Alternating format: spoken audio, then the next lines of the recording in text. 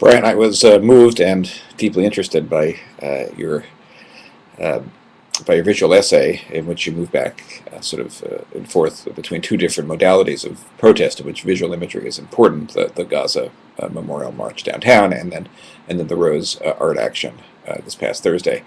And I wanted really to hear more about your thoughts about how visual imagery, images, especially of the dead or of that which is about to be dead, become important in certain forms of social action. Um, I don't think it's precisely obvious why we do this, why we carry, for example, photographs of the dead. You talked about the coffins, but also images at the Gaza March. This has become a very common trope in memorial practices really the world over, especially around atrocities, to carry the photographs of those that are lost.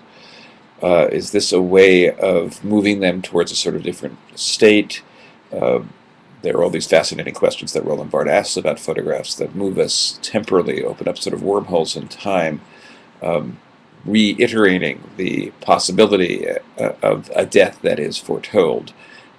And so I'm wondering uh, how you thought that actually is playing out in, for example, the Gaza protests. And then secondly, the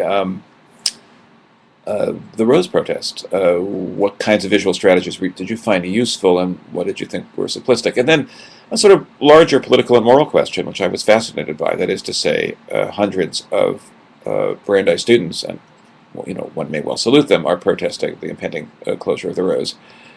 Yet, how many of those students would speak out? Have spoken out about the Gaza situation, in which over 1,000 people have died. Many of them, um,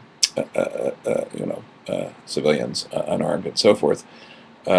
Michael Ratner is coming in a couple days. He's going to be talking about his enormous distress over the silence over denunciations of, torture or atrocity various places in the world. What is your thought on the irony that it is, in fact, so much easier at a place like Brandeis to mobilize um, outrage over the impending loss of an art collection, and very, very difficult to get people to engage with one of the great humanitarian crises in the world today? Why is that so very hard? I mean, one has some ideas at this particular institution, but it's certainly true across the United States, for example. So I'm interested in that question. And coming back again to this problem of visual memorials, when is it possible for visual imagery to sort of pierce people's defenses, move them to a different place, and when is it very, very hard, in fact, to do that?